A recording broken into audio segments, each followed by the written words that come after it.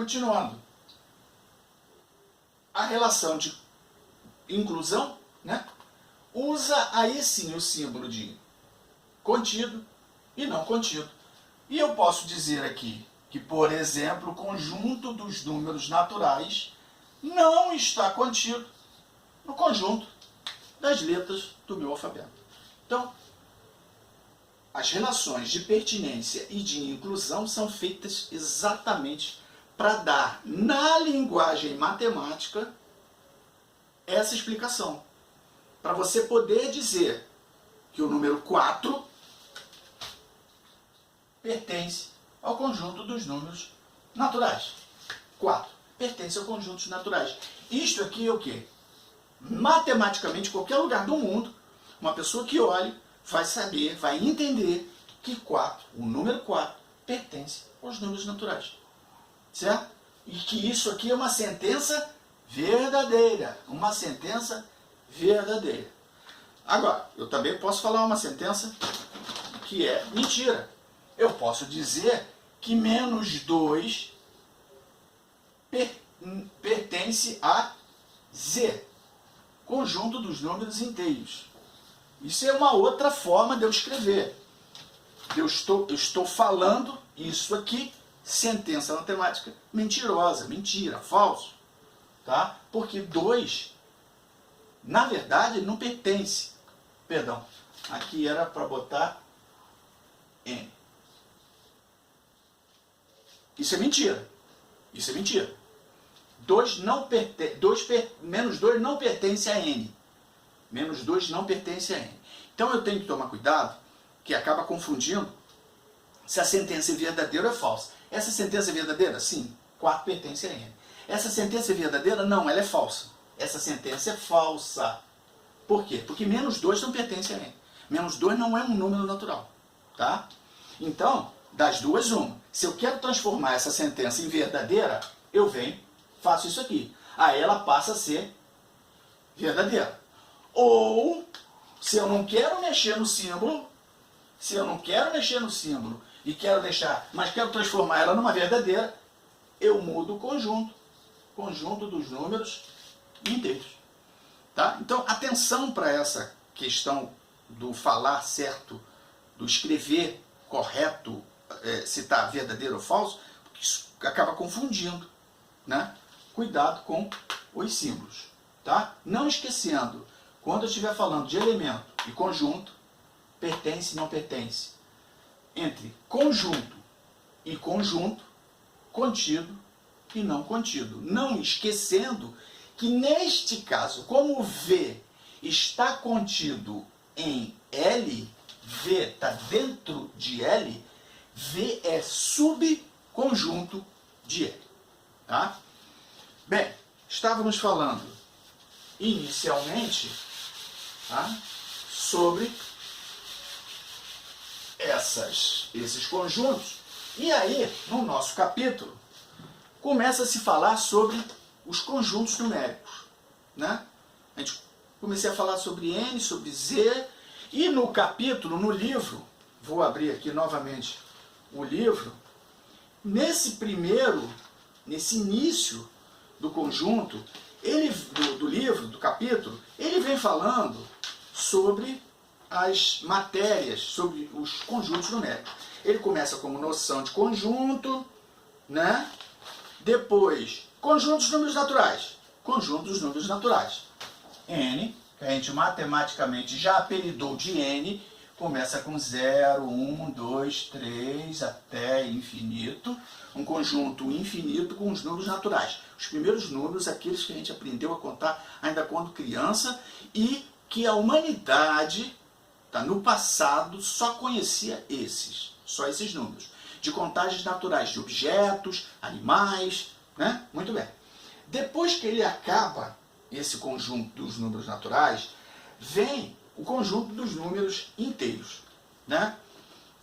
O conjunto dos números inteiros, na verdade, a sequência não é bem essa, tá? No livro está falando dos números inteiros, depois é que passa para os racionais. Na verdade, os racionais vieram antes, né? Por quê? Porque a humanidade começou a ter problemas em relação a quantidades quebradas, né? No passado, ninguém vendia meio boi, tá? Você tinha uma fazenda, quando você vendia o boi, você trocava o boi, né? Não tinha moeda, você trocava o boi, você não vendia o boi em pedaço, tá? Mas com o passar do tempo, foi necessário isso. E quando você começou a questionar como é que eu posso dividir um pedaço da minha terra, vender um pedaço do meu terreno, isso lá no passado, nas civilizações bem primitivas, começou a surgir a necessidade da numeração particionada, quebrada. Surge aí os números racionais, tá? Os números racionais, que a gente conhece como número Q, é um conjunto muito complicado, porque a gente não consegue escrever descritivamente. É mais difícil escrevê-los. Por quê? Porque como eu posso escrever a fração de alguma coisa, né, da maneira que eu quiser, né, esse conjunto é um conjunto difícil de ser apresentado, de ser escrito. Então a gente coloca Q. Como é que a gente descreve o Q? Q são todos os números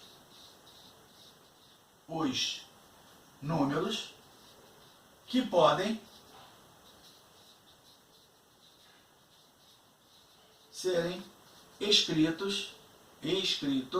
escritos na forma de fração. Vocês já aprenderam fração, sabe, né? Que fração tem numerador e denominador. Onde o denominador é a quantidade de partes iguais que o objeto, que o todo foi dividido. E em cima é a quantidade específica que foi apanhada, feita, certo? Então, números racionais, esses são os naturais, e esses são os racionais. Bem, naturais, racionais, fração. Com o passar do tempo, surgiu a necessidade de escrever essa mesma parte quebrada de uma outra maneira.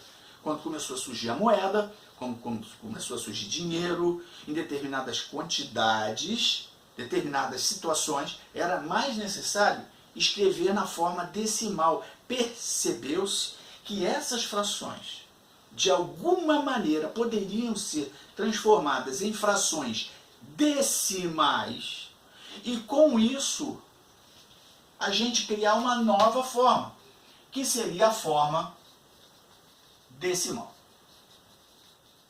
Tá? Estou falando isso muito rapidamente. Vocês já viram isso. O pessoal do primeiro ano já viu isso aqui. Forma decimal. Então, os números racionais têm forma fracionária,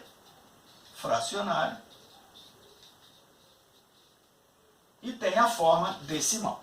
Não esquecendo que eu posso sair da forma fracionária para decimal e da decimal para fracionária. Eu posso ter um meio, fração, pego 1, divido por 2, 0,5, 1 meio é 0,5, ou eu posso sair do 0,5, que é 5 décimos, 5, uma casa decimal 5 décimos, faço uma simplificação aqui por 5 e ele volta a ser 1 meio.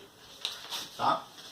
Então, transformação de fração de forma fracionária para forma decimal e de decimal para fracionária sem nenhum grande problema. Depois vamos ver a questão das dízimas periódicas. A dízima periódica é uma fração, ela pode estar escrita na forma fracionária, ela é um número racional, tá? Mas que na hora, como ela é uma dízima periódica, como ela é um número que tem uma quantidade de casas decimais infinita, fica difícil escrever ele da forma de fração decimal. E aí surge um grande problema, porque a gente não consegue escrever nessa forma e fazer a simplificação.